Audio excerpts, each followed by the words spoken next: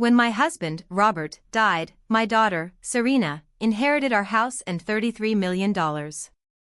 Then she threw me out, telling me, "Find another place to die, you're useless now." The biting autumn wind whipped strands of my silver hair across my face, stinging my eyes with cold. I sat hunched on a splintered park bench, far from the manicured lawns and stately oaks of the lakeside estate that had been my home for 50 years. 50 years. It felt like a lifetime ago, yet the memory of Serena's cruel words, hissed through a thinly veiled smile, was as fresh as a wound. Useless. The word echoed in the vast, empty cavern of my chest, a cruel taunt. My hands, once deft at baking pies and tending roses, now trembled faintly as I clutched the worn fabric of my purse. Inside, a paltry sum, what was left of Robert's small, designated allowance for my personal expenses before the will was read. An allowance Serena had begrudgingly doled out. The afternoon sun, weak and watery, cast long, mournful shadows across the damp grass. Children's laughter drifted from a nearby playground, a sound that ordinarily would have filled me with a quiet warmth, now only served to highlight my profound isolation. I was Eleanor Vance, a woman who had once been the center of a bustling, prosperous home, now reduced to a specter haunting a public park. My mind, a persistent, unwelcome companion, dragged me back to the golden years, to the life I had built with Robert. He was a man of quiet strength, a sharp mind cloaked in an easy smile. He built his empire from scratch, a shrewd businessman who always came home to me, to us. Our house on Lakeview Drive, with its wide porch overlooking the shimmering expanse of Lake Michigan, was more than just bricks and mortar. It was the repository of 1,000 memories. Summers filled with the scent of pine and fresh-cut grass, winters cozy by the roaring fireplace, the soft hum of life unfolding within its walls. And Serena. Our beautiful Serena. She was everything to us. From the moment she entered our lives, a tiny bundle of pink and hope, Robert and I had doted on her. She was a bright, vivacious child, quick to laugh, quick to learn. I remember teaching her to bake cookies in that very kitchen she now claimed, her small hands dusted with flour, her eyes sparkling with mischief. Robert would spend hours in his study, painstakingly building dollhouses for her, his large hands surprisingly delicate with miniature furniture. We gave her everything. Education, opportunities, unconditional love. We believed we had raised a good woman. How wrong we were. The shift had been subtle at first, a gradual chill that seeped into her demeanor as she grew older. The youthful sparkle in her eyes transmuted into a glint of something colder, more calculating. She married Jacob Fitzgerald, a financial advisor whose ambition mirrored her own, but lacked Robert's underlying integrity. Together, they formed a formidable, if chilling, alliance of avarice. When Robert's heart, always so strong, finally gave out a month ago, it felt as though the very air had been sucked from my lungs. One moment, he was laughing about an old memory, his hand warmly clasped in mine, the next, he was gone. The shock, the grief, had been overwhelming. I barely registered the funeral arrangements, the hushed condolences, the endless blur of faces. All I knew was the gaping void he had left behind. Through my fog of sorrow, I did notice Serena. She was efficient, almost chillingly so. While I wept silently in the study, surrounded by Robert's familiar scent and the echoes of his voice, Serena was on the phone, her voice crisp and businesslike. Paperwork, she'd say, details. It seemed she was less concerned with her father's passing and more with the administrative aftermath. I dismissed it then, attributing it to her strength, her practical nature. Oh, how naive I was. I was lost in grief, and she was already calculating. The vultures had gathered, and I, it seemed, was merely carrion. A shiver, not entirely from the cold, ran down my spine. The park bench was hard, the air growing colder as dusk approached. I had nowhere to go, no home, no husband, no daughter. Just a small bag of essentials and the bitter taste of betrayal. My life, as I knew it, was over. Or so I thought. Deep within me, beneath the layers of despair, a tiny ember began to glow. A spark of defiance, a whisper of a question. Why, Robert? Why would you do this? It was a question that demanded an answer that would lead me down a path I never expected. My story, far from ending, was just beginning. The air in Mr. Harold Sterling's downtown office was thick with a tension that pricked at my skin. It wasn't just the stale scent of old paper and polished wood, it was the unspoken expectation that hung heavy, a predatory quiet. Serena sat beside me on a plush leather sofa, her posture rigid, her gaze fixed on the mahogany desk, as if she could already see the millions tallied there. Jacob, her husband, a man whose smile rarely reached his eyes, sat opposite her, mirroring her intense focus. I, Eleanor Vance, felt like an unnecessary prop, a ghost at my own undoing. Mr. Sterling, Robert's longtime attorney, cleared his throat. He was a man of precise movements and understated presence, his silver hair neatly combed, his dark suit impeccable. He held a thick sheaf of papers, the official last will and testament of Robert Vance, and the rustle of the pages sounded unnaturally loud in the silence. We are here today for the formal reading of Mr. Robert Vance's last will, Mr. Sterling began, his voice devoid of emotion, a professional neutrality that bordered on cold. As you know, Mr. Vance passed away unexpectedly on October 12. He paused, allowing a moment for decorum, but no one spoke. Serena merely tightened her grip on her purse. He launched into the preamble, legal jargon blurring into an incomprehensible drone. My mind drifted, still lost in the recent past. Robert's funeral, a blur of black suits and hushed voices. His favorite jazz music playing softly in the background. The way Serena had bustled around, ensuring every detail was perfect, her efficiency almost clinical. Even then, my grief-addled brain registered a flicker of unease. She was managing the event, yes, but there was a certain detachment. A performance, perhaps? Suddenly, a name pierced through my reverie. All real property, specifically the estate located at 1422 Lakeview Drive, known as Lakeview Haven, my breath caught. Our home. The one we had built together, brick by brick, memory by memory.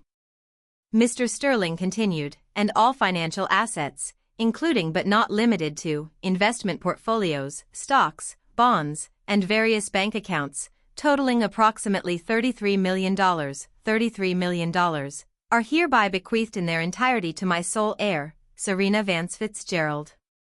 The words struck me like a physical blow. 33 million.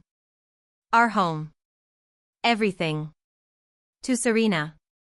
Just like that. I gasped, a small, involuntary sound that was immediately swallowed by the quiet. Serena, however, barely flinched. A flicker of something, triumph? Crossed her features, quickly masked. Jacob's lips curled into a faint, almost imperceptible smirk.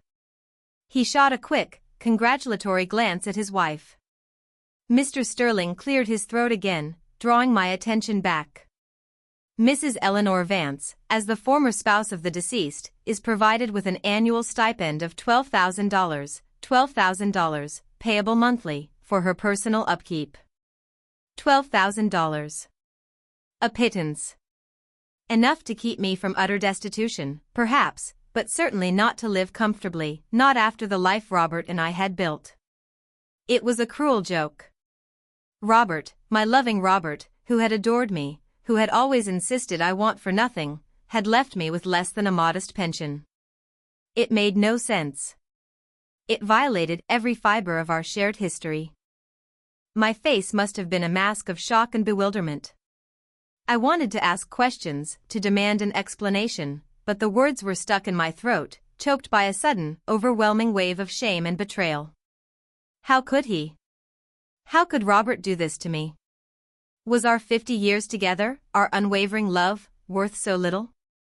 Serena, however, was already speaking. Thank you, Mr. Sterling. That's quite clear. I appreciate your promptness. Her voice was smooth, almost serene. Too serene. She didn't even glance at me, didn't acknowledge the devastating blow I had just received.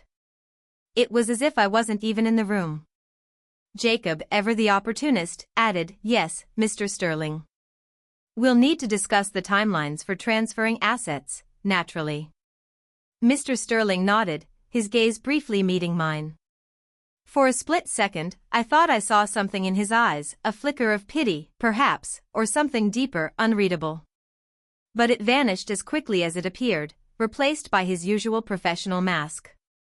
"Of course, Mr. Fitzgerald. My office will be in touch with all necessary details." The meeting concluded. Serena and Jacob stood, their movements confident, their victory palpable. Serena finally turned to me, her expression a mix of feigned sympathy and barely contained impatience. "Mother, are you all right? You look a bit pale." The words were hollow, a performative gesture. I couldn't bring myself to speak. My throat felt constricted, my heart pounding a frantic rhythm against my ribs. I merely nodded, gathering what little dignity I had left, and pushed myself up from the sofa. My legs felt like jelly. Each step was an effort.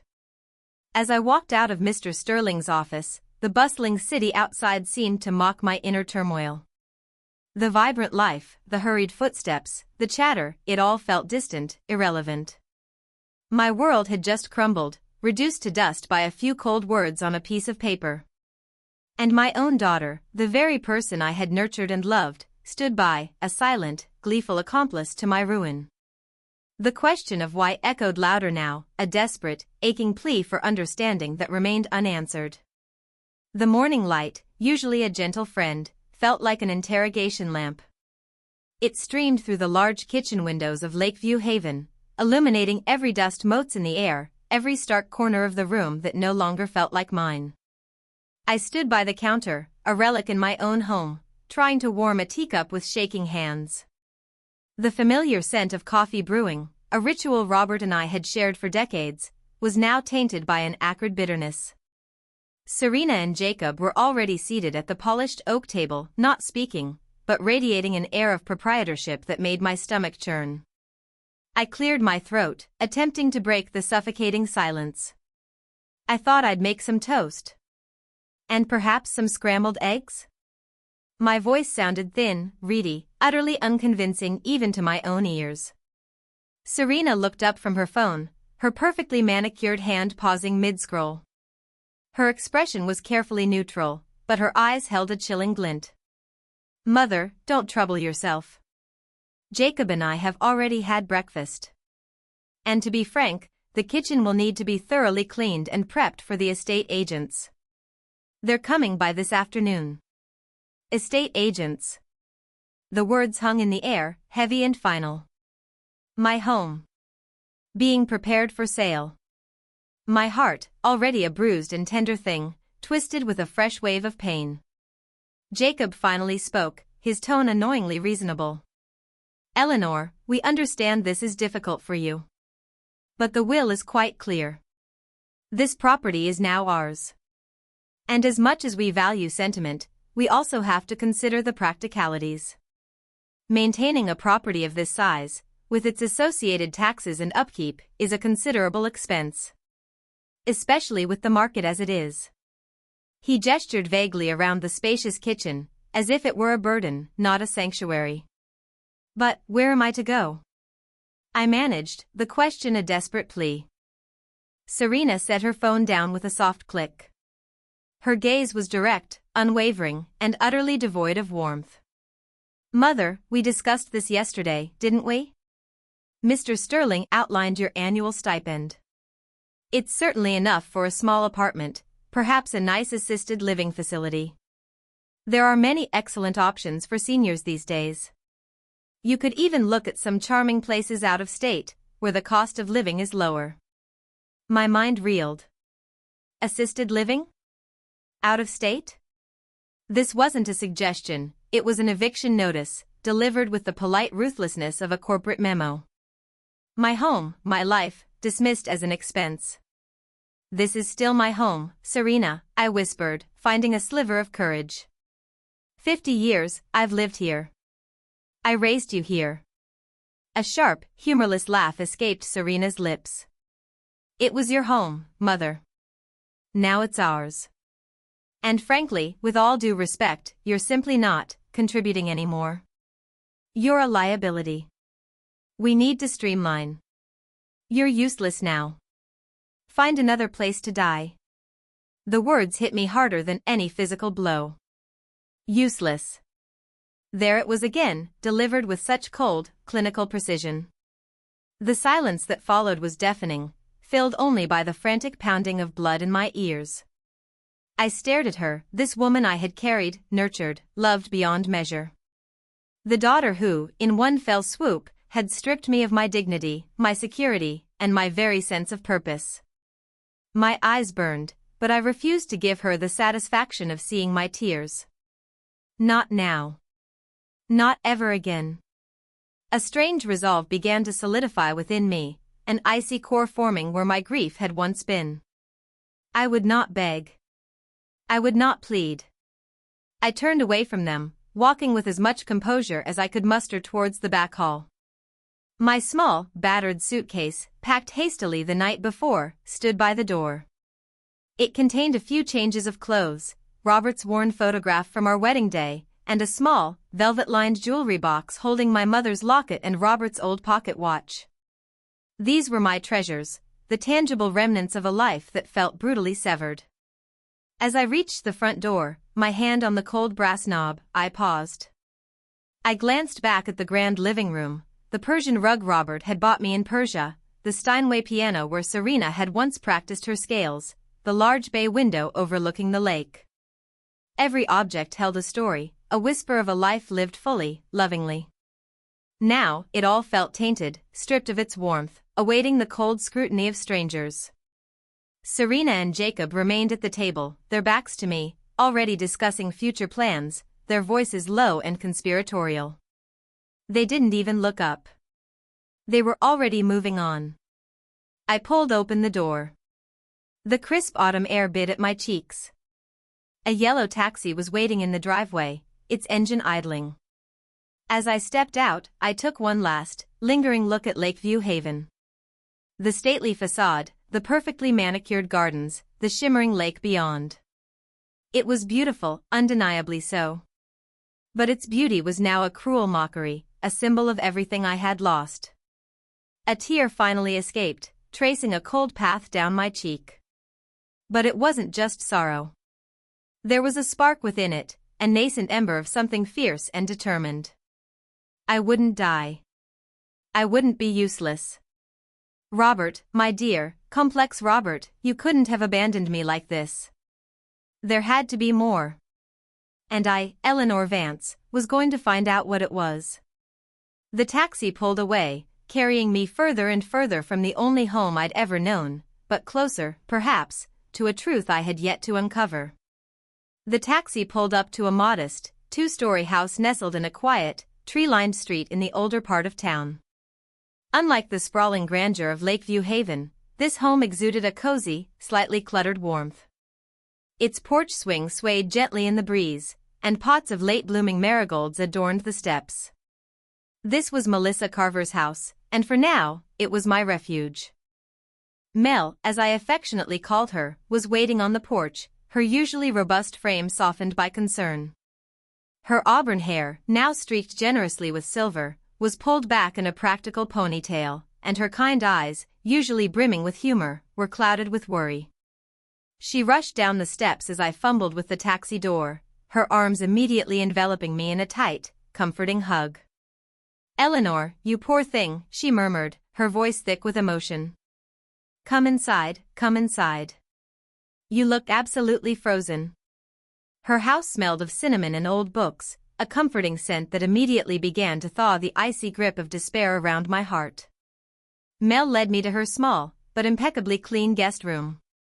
It was simply furnished, with a patchwork quilt on the bed and a single window overlooking a small, riotously colorful garden. It felt like a haven after the sterile grandeur I had just left. "Let's get you settled," Mel said, her hands gently pushing me towards the armchair. "I've put on a pot of chamomile tea. And I've got some of my famous lemon bars. You need something warm inside you." As I sipped the hot tea, its warmth spreading through me, the dam finally broke. The carefully constructed facade of composure I had maintained for Serena and Jacob crumbled, and the tears, hot and bitter, finally streamed down my face.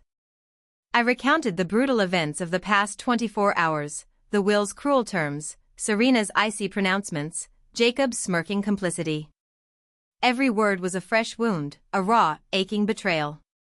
Mel listened patiently, her hand resting gently on my arm, her expression shifting from shock to outrage. When I finished, a ragged sob catching in my throat, she finally spoke, her voice laced with indignation. That ungrateful, selfish witch. After everything you and Robert did for her? I swear, Eleanor, sometimes I don't recognize the girl we helped raise. She shook her head, a deep frown etched on her brow. But Robert. I just can't fathom it. He adored you, Eleanor. Absolutely adored you. He wouldn't have left you in the lurch like that. It just doesn't make sense. Are you absolutely certain you heard everything correctly? Mel's question, though born of genuine concern, struck a chord within me. Did I hear everything correctly? My mind had been so clouded with grief, so stunned by the sheer audacity of Serena's cruelty, that I had barely processed the legal jargon. I remembered Mr. Sterling's flat tone, the quick succession of financial terms, Serena's triumphant expression. Had I missed something? Was it possible? I thought back to Robert. My Robert. He was not a cruel man. He was, if anything, overly protective, fiercely loyal. He had always made sure I had everything I needed, everything I desired. From the small trinkets he'd bring back from business trips to the grand gestures like rebuilding our entire sunroom because I once mentioned the light wasn't quite right. To imagine him intentionally leaving me destitute, subject to the whims of our avaricious daughter, was simply unthinkable. It felt like a betrayal of his very character. I don't know, Mel, I confessed, the doubt a tiny, unsettling knot in my stomach. I was so numb. It was like listening to someone else's life being dissected. Serena and Jacob were so quick to take over, so smug. Mel's gaze softened. Well, perhaps you just need some rest, dear. Things always look clearer in the morning. We'll figure it out. Despite her comforting words, the seed of doubt she had planted began to sprout. Robert, with all his business acumen, had always been meticulous. He rarely left anything to chance. He had a reputation for foresight, for planning multiple steps ahead. Could he have genuinely overlooked my welfare? Or, could he have anticipated something like this? Could he have set a trap? I shook my head, dismissing the thought. It sounded too much like a cheap novel. But then again, the sheer malice of Serena's actions felt ripped from one. Just as the early evening shadows began to stretch across Mel's cozy living room, her landline rang, its old-fashioned chime startling us both. Mel glanced at the caller ID, then frowned. It's Mr. Sterling's office, she announced, handing the phone to me. Her eyebrows rose in question. I took the receiver, my heart giving an involuntary lurch. Hello? Mrs. Vance? It was Mr. Sterling's voice, crisp and professional, yet with an undertone I couldn't quite place. It wasn't pity, not exactly. More like a subtle current of amusement? Or anticipation. My apologies for disturbing you, but there's a small matter regarding Mr. Vance's estate I need to discuss with you. Privately, if you wouldn't mind. Just you. Could you come to my office tomorrow morning, say, 10 o'clock? I exchanged a puzzled glance with Mel. Privately? I repeated, the word hanging in the air. Without Serena? A beat of silence. Then, Mr. Sterling's voice, a touch softer now, with that same unreadable note. Yes, Mrs. Vance. Especially without Serena. 10 o'clock? Yes, I said, my voice barely a whisper. Yes, I'll be there. As I hung up, Mel looked at me, her eyes wide. What was that about? Why just you? I shook my head, a strange mixture of apprehension and a nascent hope stirring within me. I don't know, Mel. But something tells me, something isn't quite right. Something tells me Robert wasn't quite finished writing his will after all. The knot of doubt tightened, but this time it was accompanied by a flicker of fierce curiosity. I would go. And I would listen. My story, I realized, was about to take a very unexpected turn. The walk to Mr. Sterling's office felt different this time. The anxiety was still a cold knot in my stomach, but it was now laced with a potent cocktail of curiosity and a stubborn flicker of hope. Mel had insisted on driving me, her concern etched across her face. Just in case, she'd said, her eyes meaningfully flicking towards the injustice of my situation. I'd walked into that office 2 days ago a broken woman. Today, I carried a fragile but growing conviction that something was amiss. Mr. Sterling's receptionist, a prim woman with spectacles perched on her nose, greeted me with a polite, almost deferential nod. She led me directly into his private office. The room was the same, yet it felt different. The air was less charged, the atmosphere almost serene. Mr. Sterling rose from behind his large mahogany desk, offering me a seat in one of the comfortable armchairs facing him. He did not offer condolences, nor did he rush to business. Mrs. Vance, he began, his voice calm, measured. How are you holding up? I stiffened slightly, a flash of irritation. Given the circumstances, Mr. Sterling, I'd say I'm doing as well as can be expected. I'm currently residing with a friend, having been encouraged to vacate my home. I tried to keep my voice even, but a hint of bitterness crept in. Mr. Sterling leaned back in his chair, his fingers steepled. He regarded me with an unsettling intensity, a look that seemed to probe beyond my words, searching for something deeper. Yes, I heard as much, he said, a peculiar, almost imperceptible curve playing on his lips. It wasn't a smile of mirth, but something more complex, knowing, perhaps even a touch of veiled satisfaction. And how did you find that experience, Mrs. Vance? His line of questioning felt intrusive, almost cruel. Was he enjoying my discomfort? Was this some legal formality I was unaware of? It was humiliating, Mr. Sterling. To be cast out of the home I shared with my husband for 50 years, by my own daughter, barely a week after his funeral. It was a profound betrayal. My voice was stronger now, tinged with the steel that had begun to form within me. He nodded slowly, his gaze unwavering. Indeed. Profound betrayal. He paused, then picked up a slim file from his desk. It was unmarked.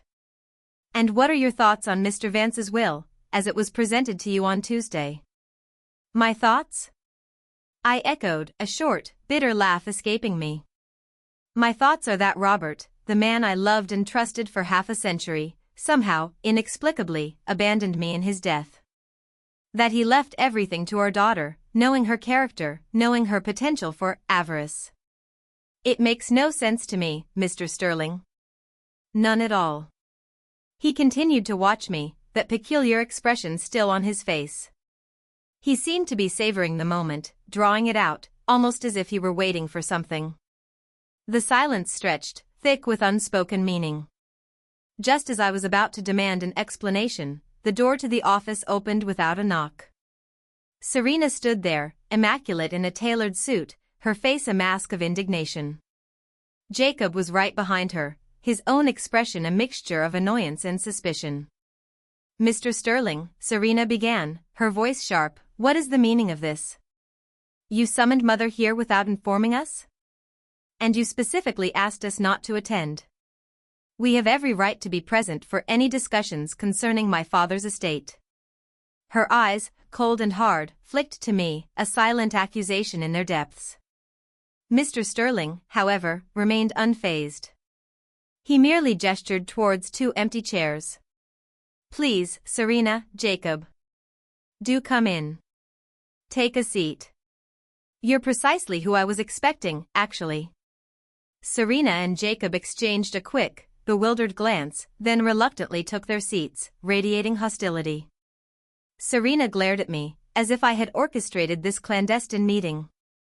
I met her gaze, no longer intimidated. I had nothing more to lose. Mr. Sterling closed the unmarked file and placed it neatly on his desk. He leaned forward slightly, his eyes moving from Serena to Jacob, then finally resting on me. That strange, almost mischievous curve returned to his lips, deepening into a knowing smile. "Miss Vance Fitzgerald," he said, his voice slow and deliberate, a subtle undercurrent of something that might have been amusement, "and Mr. Fitzgerald. I believe there has been a misunderstanding regarding Mr. Vance's last wishes. A rather significant one, in fact." Serena's eyebrows shot up. "Misunderstanding? What are you talking about, Mr. Sterling?"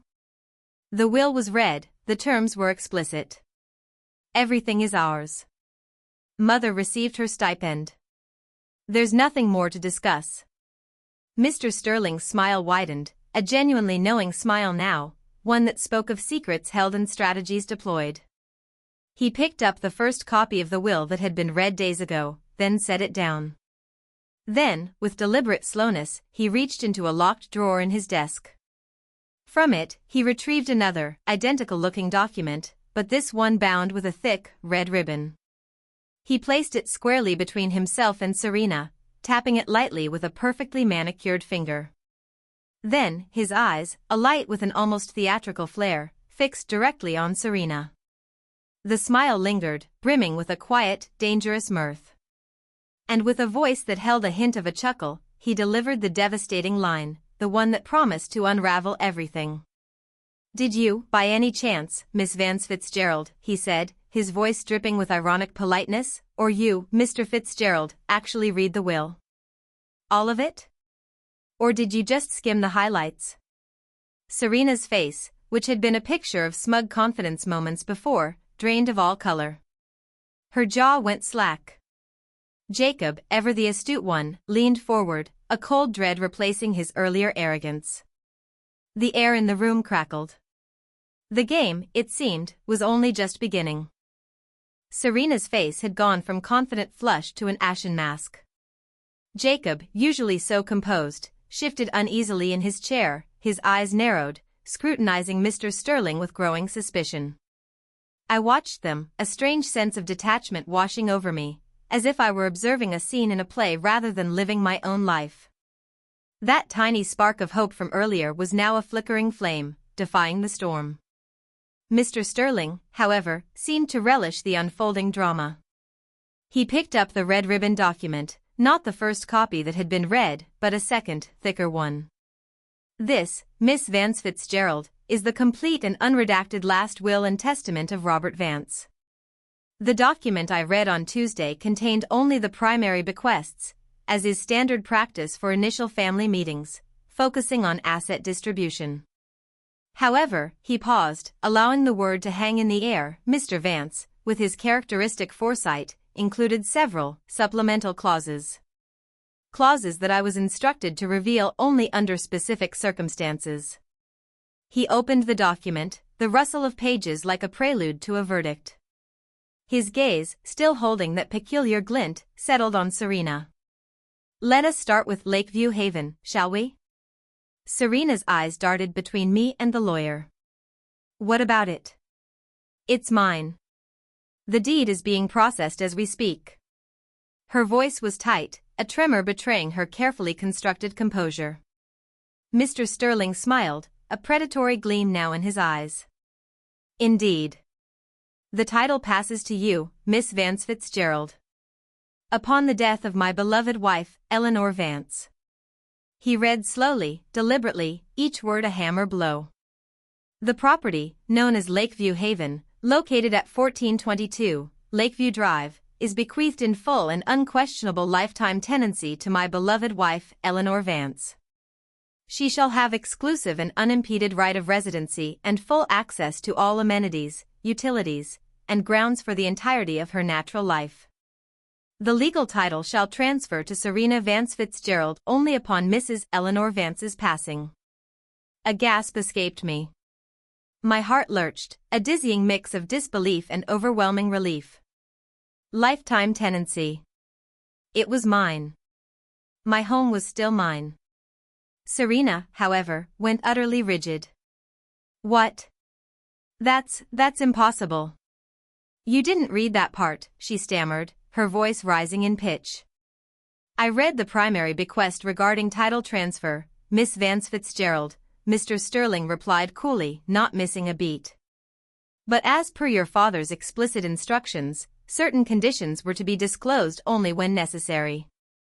And frankly, your recent actions have made it quite necessary.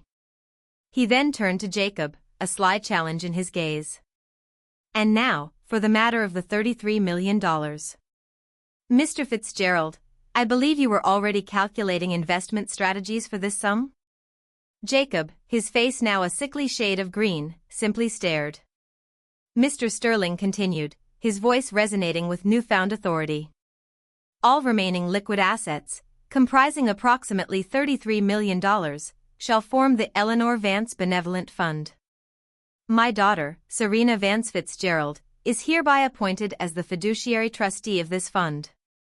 Serena let out a breath she hadn't realized she was holding. A flicker of hope returned to her eyes. Fiduciary trustee? So, it's still mine to manage. I told you, Mother, you get an allowance. Her voice, regaining some of its smugness, turned sharp. Mr. Sterling's smile, however, only deepened. Not quite, Miss Vance Fitzgerald. The terms of the trust are quite specific. And rather, comprehensive. As fiduciary trustee, you are legally and morally obligated to ensure Mrs. Eleanor Vance's complete comfort, medical care, financial security for all her needs and desires, and to provide her with a generous monthly stipend, as determined by Mrs. Vance herself, subject to the fund's capacity. You are also required to provide Mrs. Vance and an independent auditor with quarterly financial reports, detailing every expenditure and investment. He paused, letting the implications sink in. Serena was not the owner of the money, she was merely its manager, bound by strict legal obligations to me. And I, the supposed useless one, held the purse strings, or rather, the power to demand them. But Mr. Sterling wasn't finished. He tapped the document again, his eyes now cold, his voice cutting through the stunned silence. And this, Miss Vance Fitzgerald, is the most crucial clause. The one Robert Vance insisted on. The one designed to protect his beloved wife from any unforeseen circumstances. He looked pointedly at Serena and Jacob. In the event that Serena Vance Fitzgerald fails to fulfill her duties as trustee to ensure Eleanor Vance's benevolent welfare, or in the event of her refusal to act as fiduciary trustee, or should Eleanor Vance be compelled to vacate Lakeview Haven due to Serena's actions, then the entirety of the Eleanor Vance Benevolent Fund, including the property Lakeview Haven, shall irrevocably transfer to the Golden Years of America Foundation. Furthermore, in such an instance, Serena Vance Fitzgerald shall forfeit all rights to Robert Vance's estate, save for a symbolic sum of $100,000, designated solely for the expenses of Robert Vance's funeral arrangements and a modest wreath. The silence that followed was absolute, punctuated only by Serena's ragged breathing. Her face was ashen, her eyes wide with horror. Jacob looked as though he had been struck. The color drained from his face, leaving it pasty and drawn. $33 million. Gone. The house. Gone. All because of her greed, her cruelty. Serena found her voice, a raw, strangled sound. No. This is a trick. A forgery. It can't be. She sprang up, knocking her chair backward, her eyes wild. You tricked us. You let us believe, you let me believe. Mr. Sterling, however, remained utterly unperturbed. He calmly pushed a button on his intercom. Ms. Jenkins, please bring in the notarized copies of Mr. Vance's will, along with the authenticated video recording of its signing and your testimony as a witness. A few moments later, Ms. Jenkins entered, carrying a heavy folder and a small tablet. She placed them on the desk. Mr. Sterling played a short video clip. There was Robert, looking frail but determined, signing the red ribbon document, his voice clear as he affirmed his wishes. Then, he looked directly into the camera, a faint, knowing smile on his face, a twinkle in his eye, and said, "For Eleanor. She'll know what to do." Serena crumpled back into her chair, defeated, her chest heaving. Jacob, slumped beside her, ran a hand over his face, his dreams of grandeur shattering around him. As for me? The initial shock gave way to a wave of profound emotion. Tears welled up in my eyes, but these were tears of revelation, not sorrow. Robert. My complicated, brilliant Robert. He hadn't abandoned me. He had protected me. Not just from destitution, but from Serena's rapaciousness. He had laid a trap, a meticulously crafted legal snare, knowing exactly how she would react, knowing exactly what she would attempt. And in doing so, he had given me back not just my home and my financial security, but something far more precious, my dignity, my power, and a reason to fight. The quiet, observant Eleanor Vance was dead. A new woman, armed with knowledge and a burgeoning strength, was being born. The game was indeed just beginning, and this time, I held the winning hand. The silence in Mr. Sterling's office was thicker than before, heavy with the weight of shattered ambitions and nascent power. Serena sat utterly defeated, her face a blotchy, tear-streaked mess, her usual composure utterly demolished. Jacob, beside her, looked like a man who had just seen his entire future evaporate, his carefully constructed edifice of wealth reduced to dust. I, Eleanor, watched them, a strange, quiet calm settling over me. The storm had broken, and I was still standing. Mr. Sterling, ever the professional, allowed the silence to linger for a moment longer, letting the full gravity of the situation sink in. Then, he spoke, his voice firm, leaving no room for argument. The terms are clear. The will is legally sound, meticulously drafted, and witnessed. There is no loophole. The choice, Miss Vance Fitzgerald, is yours. Either fulfill your fiduciary duties to your mother, ensuring her welfare as per the will's explicit instructions, or the entire fund, including the property, transfers to the Golden Years of America Foundation. Effective immediately. And you, and Mr. Fitzgerald, will be left with a symbolic sum that wouldn't cover half your monthly expenses. Serena visibly flinched. The idea of losing everything, of having to rebuild from scratch, was clearly a terrifying prospect for her. Her eyes, red and swollen, flickered to me, and for the first time, I saw not contempt, but fear. Genuine, raw fear. She slowly pushed herself up from the chair, her movements stiff, almost robotic. She took a step towards me, then another, until she was directly in front of my chair. She hesitated, swallowed hard, then sank to her knees. "Mother," she choked out, her voice raspy, unfamiliar. "Mother, I am so sorry. Please. Please forgive me." Her head bowed, her carefully styled hair falling around her face, hiding her expression. But her shoulders shook with what could have been sobs. Jacob, recovering slightly, quickly joined her, kneeling awkwardly beside his wife. "Eleanor," he said, his voice unusually soft, almost pleading. We made a terrible mistake. We were grieving. Confused. It was a lapse in judgment. Please, you must believe us. We want to do right by you.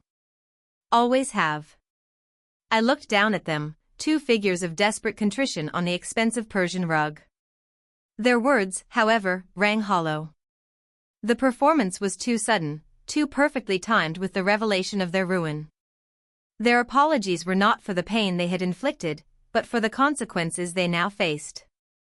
"Get up, both of you," I said, my voice steady, surprisingly strong. The fragility was gone. In its place, a quiet authority had bloomed. "Your apologies are noted, Serena." "Jacob." But I doubt their sincerity. They scrambled to their feet, looking chastened. "You called me useless," I continued, my gaze fixed on Serena. "You told me to find another place to die. You wanted me gone, out of your way, so you could plunder my husband's legacy." The words were not delivered with anger, but with a quiet, devastating truth. Do you truly believe a mere apology can erase that? Serena started to speak, to offer another platitude, but I held up a hand, silencing her. No. Not now. We will adhere to the will, Serena. Every single clause. You will provide me with quarterly reports, audited by an independent firm. You will ensure my comfort, my health, and my financial security. And you will do so with respect, or you will lose everything. Is that understood? Her eyes, still wide with shock, met mine. She nodded, slowly. Yes, Mother. Understood. Good, I said, standing up. My legs felt stronger now, my posture straighter. Mr. Sterling, please ensure all necessary legal documents are prepared to initiate the trust and its oversight. I will need full access to all banking records and an immediate accounting of the fund's current status. Mr. Sterling smiled, a genuine, approving smile this time. Consider it done, Mrs. Vance. I will also personally oversee the transition and ensure all compliance. He even offered me a slight bow. As we walked out of the office, the dynamic was completely reversed. Serena and Jacob trailed behind me, subdued and anxious, while I walked with a newfound sense of purpose. Mel, who had been waiting outside, rushed forward, her face a mixture of concern and anticipation. I simply offered her a small, triumphant smile. Let's go home, Mel, I said, the words tasting sweet on my tongue. Let's go home. The drive back to Lakeview Haven was surreal. The house, which I had left with such despair, now loomed before me, a symbol of my reclaimed sovereignty. Yet, as I stepped out of the car, I felt a strange mixture of emotions. Relief, yes, but also a lingering sense of unease. The house felt different. It was still beautiful, majestic, but the warmth was gone. It felt tainted by Serena's greed, by the knowledge of what she had tried to do. Serena and Jacob were already there, having driven ahead. They stood by the front door, looking like lost children, their earlier hostility replaced by a forced deference. Mother, Serena said, her voice strained. We've already cleared out your old room. It's ready for you. I looked at her, then at the house. This was not merely about returning to a physical space. It was about reclaiming my life, my identity. Robert had given me a weapon, a shield. But I knew this wasn't over. The battle for my home, for my dignity, might have been won, but the war for my peace of mind, and perhaps for understanding Robert's true intentions, was only just beginning. As I stepped across the threshold, into the house that was once again mine, I felt a thrill that was both exhilarating and sobering. Serena's eyes, watching me, were still filled with a chilling, barely suppressed resentment. The power dynamic had shifted dramatically, but the animosity remained. And deep inside, I knew Robert's elaborate plan might hold even more secrets. Secrets that I, Eleanor Vance, was now uniquely positioned to uncover. I was back, but I was not the same woman who had left. Not anymore. The first few weeks back at Lakeview Haven were a masterclass in passive aggression. Serena, now my reluctant caretaker and financial manager, wore her subservience like an ill-fitting coat, constantly chafing at the seams. She was a ghost in her own scheme, haunting the hallways of the house she thought she'd won, her face a perpetual mask of strained politeness. I, on the other hand, was discovering a part of myself I never knew existed. The quiet, accommodating Eleanor had been replaced by a woman who understood the nuances of power. Robert had not just given me security, he had given me a role, and I was determined to play it to perfection. My days took on a new structure. Each morning, I would sit in Robert's study, the scent of old leather and his faint, lingering cologne a comforting presence. With Mr. Sterling's guidance, I began to learn about finance, about trusts and investments. I started requesting daily account summaries from Serena, an act that clearly infuriated her. Mother, a daily report is highly unusual, she'd said the first time, her voice tight. Is it? I'd replied, not looking up from a prospectus. Well, I find it highly reassuring. Please have it on my desk by 9 a.m. every morning. Along with my coffee. 2 sugars, please. The small acts of defiance were constant. One evening, I found the thermostat turned down to a frigid 60 degrees. I simply called Serena from my room. Serena, dear, I seem to be feeling a chill. Could you be a dear and adjust the heat? My old bones, you know. The sound of her stomping to the thermostat was music to my ears. Another time, the groceries she bought were suspiciously close to their expiration date. I made a point of going through the refrigerator with her, item by item. Oh, dear, this milk goes off tomorrow. And this chicken, it looks a little pale, don't you think? Perhaps we should invest in fresher produce. The fund can certainly afford it, wouldn't you agree? Each interaction was a subtle reminder of the new order. I was no longer the frail, grieving widow. I was the beneficiary, the queen of this house, and she was the trustee, bound by law to serve my interests. It was a cruel game, perhaps, but it was one she had started. I was merely finishing it, using the rules Robert had so cleverly laid out. Jacob, for his part, made himself scarce. He'd leave early for work and return late, his face a grim, stony mask.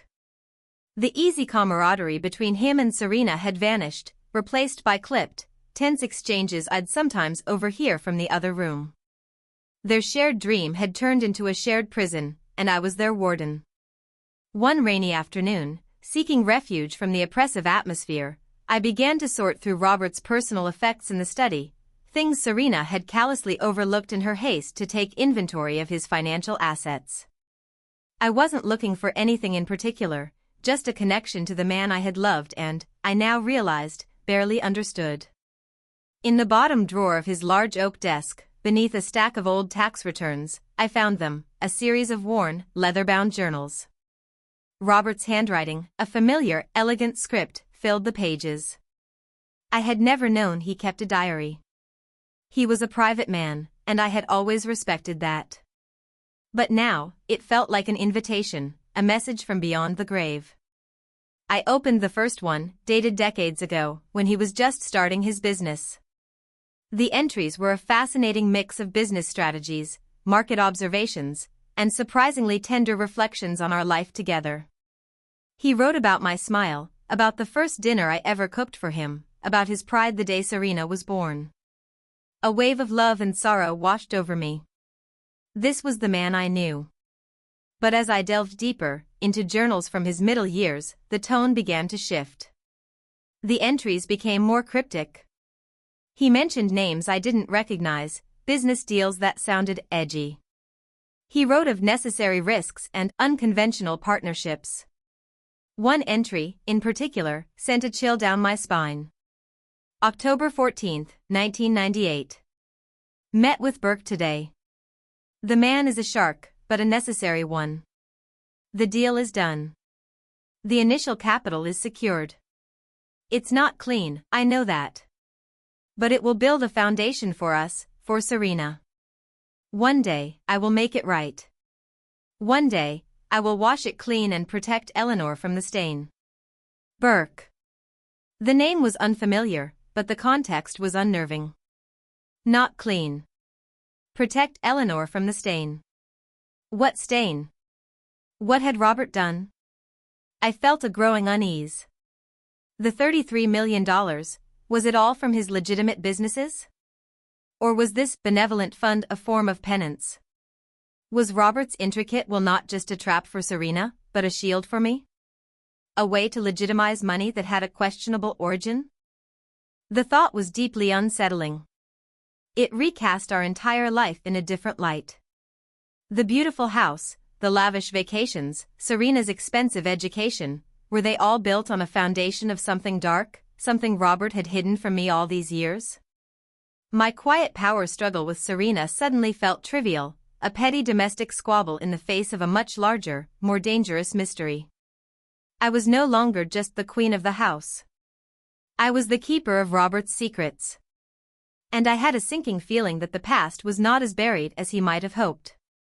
The stain he had tried to wash away was perhaps, only now, beginning to surface. And I was standing right in the middle of it.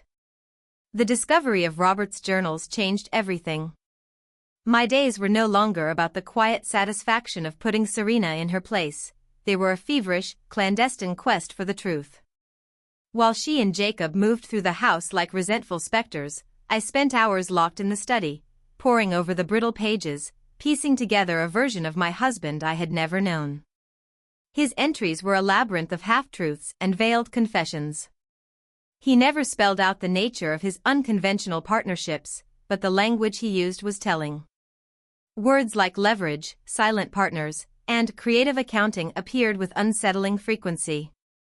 He wrote of men who operated in the gray areas of business, men who valued discretion and results above all else. The name Burke, Calvin Burke, I later deduced from a cryptic note about a CB merger, appeared repeatedly, always associated with high-risk, high-reward ventures that Robert seemed both thrilled and terrified by. One passage, scribbled late at night, was particularly haunting. March 2, 2003. Eleanor asked me today if I was happy. I told her, of course. I have her, I have Serena, I have this beautiful life we've built. And it's true. But there's a cost. A weight. This fortune, this empire, it has deep, tangled roots. I pray she never has to see them. I've spent years building walls around her, around our life, to keep the rot out. But sometimes, at night, I can hear it scratching. The rot. The stain. My Robert, the man I had believed to be a pillar of integrity, had lived a double life. He had built me a gilded cage, beautiful and secure, but its foundations were sunk in something murky, something he was deeply ashamed of. The $33 million wasn't just a fortune, it was a burden, a legacy of secrets he had passed on to me. I began to see his will in a new light. It wasn't just about controlling Serena, it was about controlling the money. By creating the Eleanor Vance Benevolent Fund and making me its ultimate arbiter, he had placed the fortune in a kind of legal quarantine. It was protected, insulated, and under the stewardship of the one person he trusted implicitly, me. He was relying on my inherent goodness, my moral compass, to manage a fortune that was morally compromised. The thought was both a profound honor and a terrifying responsibility.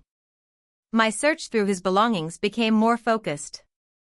I was no longer just reminiscing, I was investigating.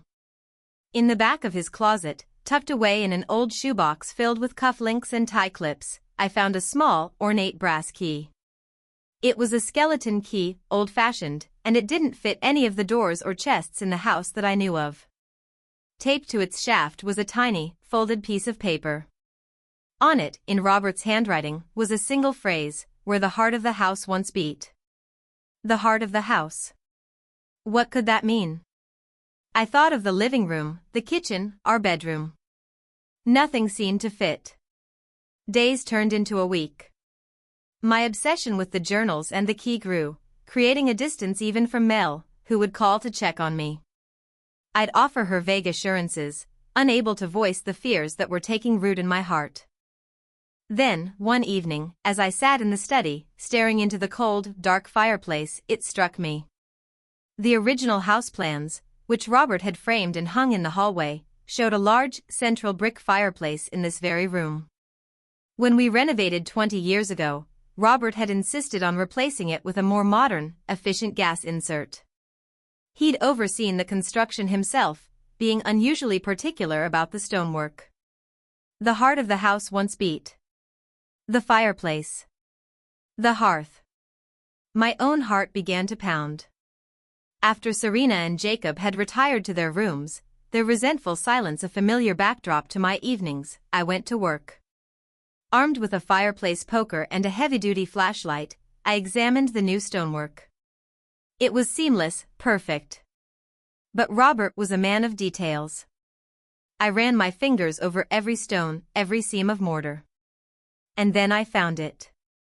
A single stone, slightly to the left of the gas insert, that felt different. It wasn't loose, but it had a different texture, a slightly different give when I pushed on it.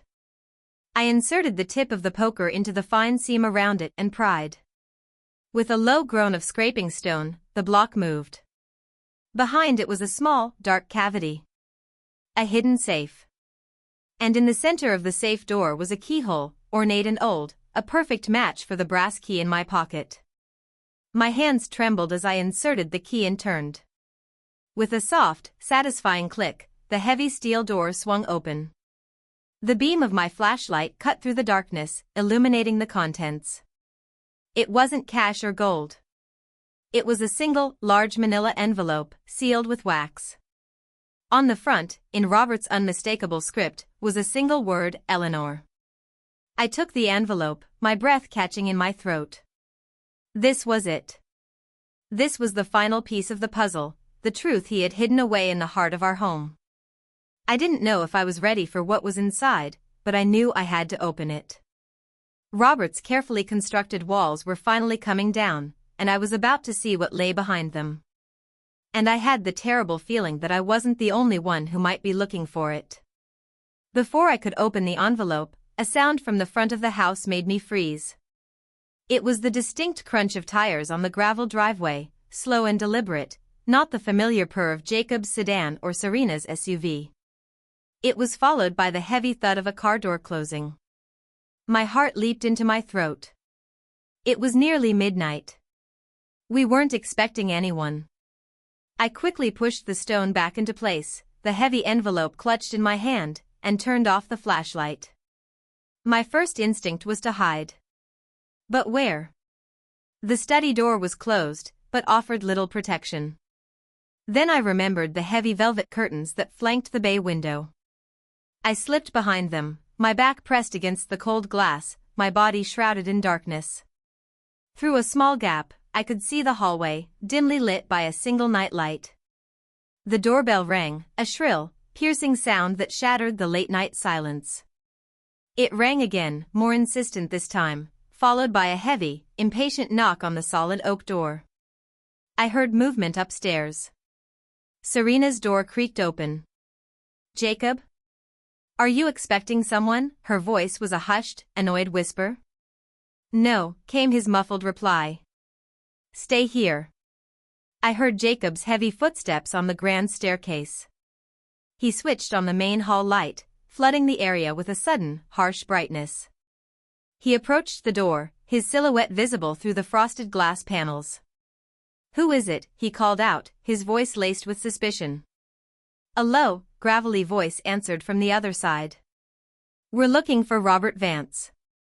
We have some unfinished business to discuss." Jacob's posture stiffened. "Robert Vance passed away over a month ago. You have the wrong house." "No," the voice replied, a chilling certainty in its tone. "I don't think we do. We know he's gone. We're here to talk to his heir. The one who inherited the V Foundation." My blood ran cold. They knew. They knew about the money. Jacob hesitated, then seemed to make a decision. "I think you should leave. Now. Or I'm calling the police." There was a short, humorless laugh from outside. "You can do that. But I don't think you want the kind of attention that brings. Not with what we know. Just open the door, Fitzgerald. Let's be civilized." I could see the conflict warring on Jacob's face. He was in over his head. After a tense moment, with a click that sounded like a gunshot in the silent house, he unlocked the door and opened it a few inches. Two men stood on the porch, their large frames silhouetted against the night. The one who had spoken was older, with a weathered face and cold, intelligent eyes. He was dressed in an expensive-looking overcoat, but there was a roughness about him, a predatory stillness that a tailor couldn't hide. The other man was younger, bigger, a silent mountain of muscle who stood slightly behind him, his gaze sweeping the interior of the house with a professional, detached air. "Calvin Burke," the older man said, extending a hand that Jacob pointedly ignored. His smile was thin, reptilian. "And this is my associate. May we come in? It's a bit chilly out here." Burke. The name from Robert's journal. The shark. He was real. And he was here. Without waiting for an invitation, Burke pushed the door open and stepped inside, his associate following close behind. Jacob stumbled back, his face pale. "What do you want?" Jacob demanded, his voice strained. "What I'm owed," Burke said simply, his eyes scanning the opulent hallway, the grand staircase, the expensive art on the walls. "Robert and I had a long and profitable history. His sudden departure left a few accounts unbalanced. $33 million worth of unbalanced, to be precise." At that moment, Serena appeared at the top of the stairs, clutching her silk robe, her face a mask of fear and confusion. "Jacob? Who are these men?" Burke's cold eyes shifted upwards, landing on Serena. He gave her a slow, appreciative once-over that made my skin crawl. "Ah, the heiress. And the trustee. How convenient. We were just discussing your father's legacy. He was a brilliant man.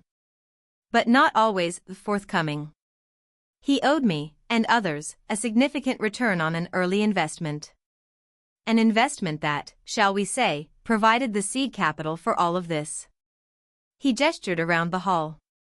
"We were content to let Robert manage it. But now that he's gone, we've come to collect. With interest. You have no claim." Serena's voice was sharp, a flash of her old arrogance returning. "The will is ironclad. Everything is in a trust, for my mother." Burke's smile widened. "Your mother?"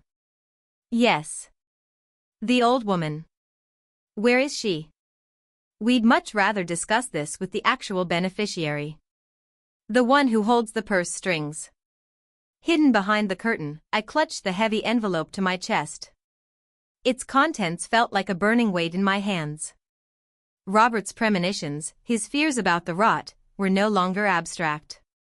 They were standing in my hallway. These were the men he had built his walls to keep out. And they had just broken through. The house, my sanctuary, my fortress, had become a trap. And I, holding the key to Robert's darkest secrets, was the prize. My quiet life had not just been a masquerade, it had been the calm before a storm I never knew was gathering. And that storm had just made landfall. The tension in the hallway was a living thing, coiling and tightening with every passing second.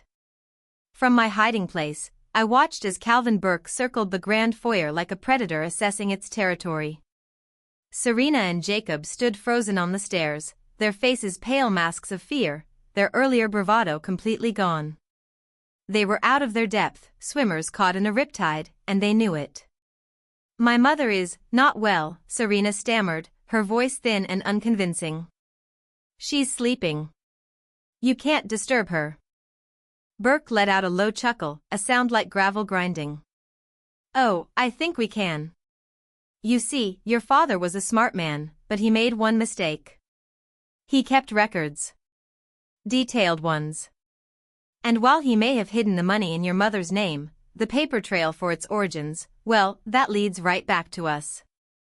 A full IRS audit, a federal investigation, it would be very messy. For everyone. Especially for a grieving family that just inherited a fortune of, let's call it unverified income." The threat hung in the air, potent and undeniable. He was talking about blackmail, about leveraging Robert's past to destroy our future. Serena's face crumpled. She understood the implications perfectly. Her ambition, her entire world, was built on the foundation of that money. Tainted or not, she couldn't let it go. "What do you want?" Jacob finally asked, his voice a hoarse whisper. "It's simple," Burke said, turning his cold gaze on him. "A transfer. A significant portion of the fund to an offshore account. A finder's fee, for our original investment. Let's say, $15 million. A clean break. We disappear, the records disappear, and you and the lovely Mrs. Fitzgerald are free to enjoy the rest of your inheritance. The old woman never has to know a thing." I felt a surge of cold fury. They were negotiating over my life, my security, right in front of me. And Serena. I could see the calculation in her eyes. 15 million was a steep price, but it would leave her with 18 million, free and clear of any threats. It was a deal she was clearly considering. To her, I was just a pawn, a temporary obstacle. And then, she did something that sealed her fate. Her eyes, filled with a desperate, cunning light, flickered towards the study. My mother, she's old, Serena said, her voice dropping to a conspiratorial whisper. She's frail. Sometimes she gets confused. Sometimes, she has accidents. My blood turned to ice. She wasn't just considering the deal. She was offering them a more permanent solution to the problem of Eleanor Vance. Get rid of me, and the trust's primary beneficiary would be gone. The legal complexities would be enormous, but with me out of the picture, she and Burke could carve up the fortune at their leisure. In that moment, I knew I had to act. My fear was still a cold knot in my stomach, but it was now overshadowed by a white-hot, protective rage. This was my home. This was Robert's legacy. And I would not let these vultures tear it apart. With my heart hammering against my ribs, I clutched the manila envelope and stepped out from behind the curtain. That won't be necessary, Serena, I said, my voice ringing out in the sudden, shocked silence. 3 heads whipped around to face me. Serena's jaw dropped, her face a comical mask of horror. Jacob stumbled back a step, as if he'd seen a ghost. Calvin Burke, however, simply smiled, a slow, predatory spreading of his lips. Ah, he said softly. The Queen has entered the game. Eleanor Vance, I presume. We were just talking about you. I ignored him, my gaze locked on my daughter. An accident, Serena? Is that what you were planning? After everything, after all the second chances Roberts will afforded you, this is what you choose? Mother, I didn't mean. She stammered, but the lie was plain on her face. I held up the manila envelope. It doesn't matter what you meant. It only matters what Robert did. I turned my attention to Burke, my voice steady, imbued with a strength I didn't know I possessed. Mr. Burke. My husband mentioned you in his journals. He called you a shark. I see now he was being charitable. A jackal, perhaps, would be more accurate. Scavenging what you believe is yours. Burke's smile faltered, replaced by a flicker of surprise, then annoyance. Your husband was a very cautious man, Mrs. Vance. He kept his secrets well. But not well enough. Oh, I think he did, I said, breaking the wax seal on the envelope with a decisive crack. I pulled out a thick sheaf of papers and a small, leather-bound ledger. You see, Mr. Burke, you are right. My husband kept meticulous records. Not just of your illegal seed money, but of every transaction, every shell corporation, every laundered dollar that passed between you for the last 25 years. I held up the ledger. This is his personal accounting of it all. Names, dates, account numbers. A complete roadmap of your criminal enterprise. He called it his confession. I call it my insurance policy. Burke's face, for the first time, lost its smug composure. A flicker of genuine alarm crossed his features. His associate shifted, his hand moving subtly inside his jacket. But that's not all, I continued, my voice gaining strength. Robert knew you'd come one day. He knew you wouldn't let this go. So he prepared a final gift for you. I pulled out the last document from the envelope. It was a letter, addressed to me. I began to read aloud, my voice clear and unwavering. My dearest Eleanor, if you are reading this, then the wolves are at the door. I am sorry for the secrets I kept, for the dark foundation upon which I built our beautiful life. I did it to protect you, a foolish man's rationale, I know now. The money in the fund is tainted, my love. It is the fruit of a poisoned tree. And now, you must be the one to decide its fate. I paused, looking at the stunned faces before me. He goes on, I said, my voice dropping slightly. The ledger contains all the proof the authorities will ever need. But there is a second copy, Mr. Burke. A digital one. It is held on a secure, encrypted server. If anything should happen to me, an accident, perhaps, or if I fail to enter a specific code every 24 hours, the entire contents of that server, including this ledger and a detailed signed confession from Robert, will be automatically sent to the FBI, the IRS, and the top 3 journalists at the New York Times.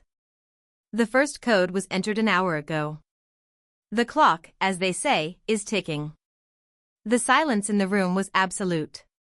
Burke stared at me, his cold eyes wide with disbelief, then dawning fury. He was trapped. Robert had reached out from the grave and sprung a final, perfect snare. The deal is this, Mr. Burke, I said, my voice like ice. You and your man will walk out that door. You will forget the name Vance. You will forget this house, this money. You will disappear. If I ever see you or hear from you again, I will stop entering the code.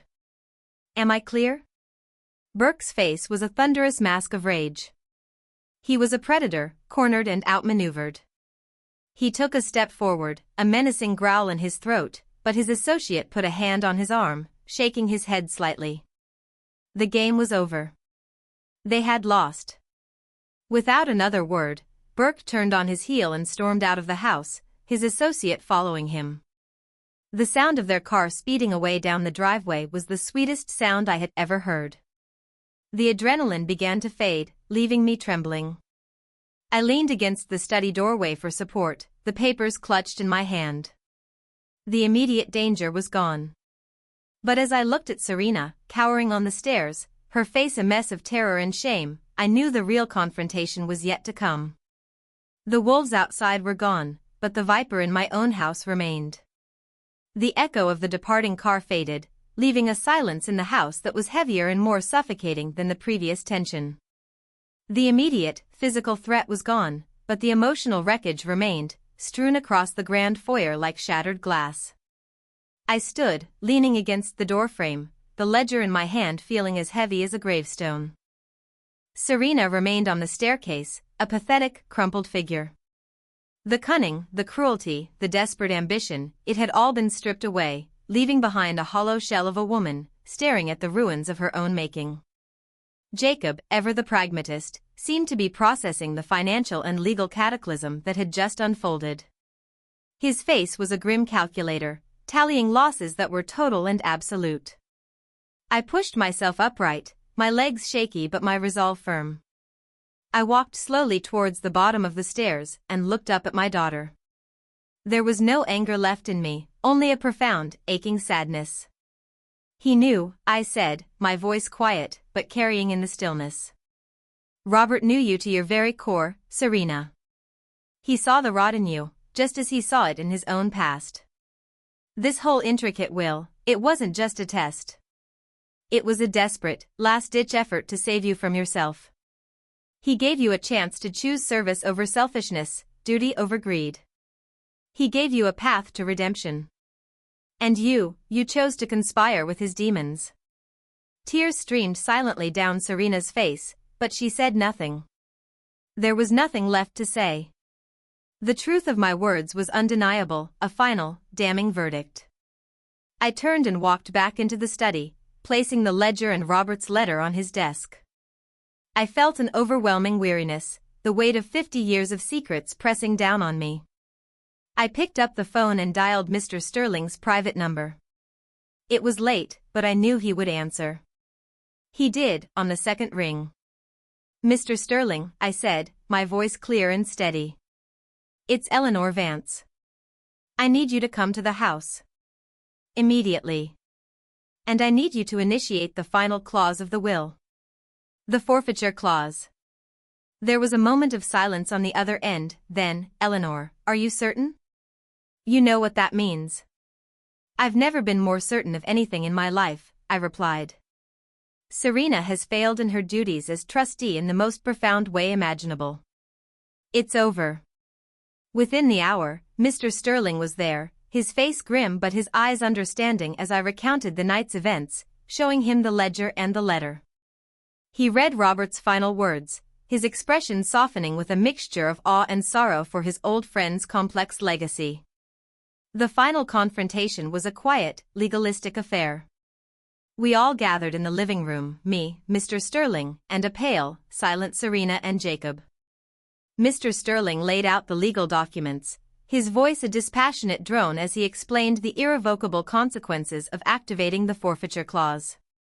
By conspiring to cause harm to the primary beneficiary, Mrs. Eleanor Vance, you, Serena Vance Fitzgerald, have egregiously violated your fiduciary duty, he stated, his gaze fixed on her. As per the explicit terms of the will, you hereby forfeit all rights to the Eleanor Vance Benevolent Fund, the property known as Lakeview Haven, and all other assets of the estate. He pushed a single piece of paper across the coffee table. This is a check for $100,000. As stipulated, it is to cover the funeral expenses of your father, with the remainder being your final inheritance. You have 24 hours to vacate the premises. Serena stared at the check as if it were a venomous snake. The symbolic sum was a final, crushing insult from her father, a precise calculation of her worth in his eyes after her ultimate betrayal. She didn't cry. She didn't argue. She simply looked empty. All the fight had gone out of her. She signed the necessary papers with a hand that barely trembled, her signature a spidery, broken thing. She and Jacob left the room without a word. I heard their footsteps on the stairs, the sound of drawers opening and closing, the quiet, efficient packing of a life being dismantled. An hour later, they were gone.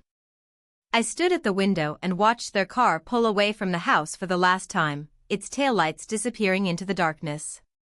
There was no triumph in my heart, no sense of victory.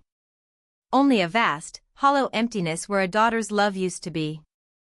Mr. Sterling stayed with me until dawn. We sat in Robert's study, the ledger open between us. "What will you do with it all, Eleanor?" he asked gently. "The house, the money, and this?" He gestured to the ledger. I looked at Robert's letter, at his final, desperate wish for me to decide the money's fate. I knew what I had to do. It was the only way to honor the good man I had loved, and to atone for the secrets of the man I had just discovered. "The money is tainted, Harold," I said, using his first name for the first time in 30 years. "It was born of shady deals and moral compromises. It can't just be spent. It has to be redeemed. I'm going to establish a new foundation," I continued, the plan forming in my mind, clear and certain. "Not in my name. In Robert's. The Robert Vance Atonement Fund. We'll use the money to help people who have been hurt by the very financial schemes and predatory practices that he and men like Calvin Burke used to build their fortunes. We'll fund legal aid for victims of corporate fraud, support financial literacy programs in underserved communities, and offer grants to ethical startups. We will use the fruit of the poison tree to plant a forest of good." As for the ledger, I made a decision. I wouldn't send it to the authorities. Robert's digital failsafe would keep Burke at bay. To release the documents now would only create a public scandal, tarnishing the good Robert had also done, and perhaps implicating people who were innocent. The ledger would remain my silent guardian, the ghost at the feast, ensuring the wolves stayed away forever. Robert's sins would be redeemed not through punishment, but through restitution. Mr. Sterling looked at me, a deep respect in his eyes. "He knew," he said softly. "He knew you'd know what to do." As the first rays of morning light streamed through the study window, I felt a sense of peace settle over me for the first time in months. I had lost a daughter, but I had found a purpose. I was no longer just the keeper of Robert's secrets, but the architect of his redemption. I had survived the storm, and now, it was time to rebuild. Months melted into a year, each season bringing a subtle but profound change to both the house on the lake and the woman who lived within it. The oppressive silence left by Serena and Jacob was gradually replaced by a new kind of quiet, a peaceful, purposeful hum. The grand rooms, once arenas for a cold war of wills, now felt warm and filled with light. I didn't live alone. At my insistence, Mel moved into one of the upstairs guest suites. Her pragmatic wit and unwavering friendship were a daily balm, chasing away the last of the shadows. We'd spend our mornings on the porch, sipping coffee, watching the sun rise over Lake Michigan, and our afternoons were often a flurry of activity. Lakeview Haven was no longer just a home, it was the headquarters of the Robert Vance Atonement Fund.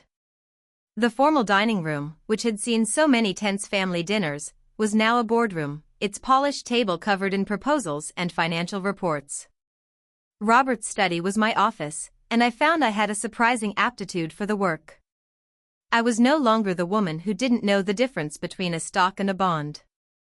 I was decisive, discerning, and driven by a clear mission. With Mr. Sterling's expert legal guidance, the fund flourished. We financed a class action lawsuit on behalf of retirees who'd lost their pensions to a predatory investment firm. We established scholarships for low-income students pursuing degrees in business ethics. We saw the tangible results of our work, the lives changed, the wrongs righted. Robert's tainted money was being laundered in the most profound way possible, through acts of genuine good. In redeeming his legacy, I was forging my own. I rarely thought of Serena. I heard through a distant acquaintance that she and Jacob had divorced shortly after leaving. The $100,000, a fortune to some, was a pittance to them, and without the promise of a larger inheritance, their loveless, transactional marriage had quickly disintegrated. Last I heard, Serena was working in a high-end real estate office in Arizona, selling a lifestyle she no longer possessed. There was no contact between us, no letters, no calls, not even a Christmas card. The wound was too deep, the betrayal too absolute. I didn't hate her. I simply mourned the daughter I thought I had, and accepted the reality of the one I'd lost. One crisp autumn morning, a year to the day since Calvin Burke had stood in my hallway, I sat on the porch, a warm mug cradled in my hands. The air was sharp with the scent of pine and decaying leaves, the same scent that had filled the air the day Serena had cast me out. But it no longer held the sting of despair. Now, it was just the smell of a changing season, of life moving forward. I thought of Robert. The man of secrets and shadows was gone, replaced in my memory by a more complete, more human figure. He was a flawed man who had made terrible choices for what he believed were the right reasons. He had loved me enough to build me a fortress, but had also loved me enough to leave me the keys to tear it down and build something better in its place. I had forgiven him his secrets, because, in the end, his greatest secret was his unwavering faith in me. Mel came out and sat beside me on the porch swing, handing me a section of the morning paper. "Page 3, she said, a proud smile on her face. There, in a small but prominent article, was a story about a community center we had funded, one that provided free financial counseling to families on the brink of foreclosure. My name was mentioned, Eleanor Vance, philanthropist and chairwoman of the Atonement Fund. I looked at the words, and a slow smile spread across my face. I was no longer just a wife, a mother, or a widow. I was Eleanor Vance. I was not useless. I was the opposite of useless. I was a force for change, a woman who had walked through the fire of betrayal and emerged not burned, but forged anew, stronger and more purposeful than I had ever been. The sun climbed higher, its golden light dancing on the rippling surface of the lake. I took a deep breath of the cool, clean air. My life was not what I had ever imagined it would be, but it was, finally and completely, my own. I was the keeper of my own story, the mistress of my own fate.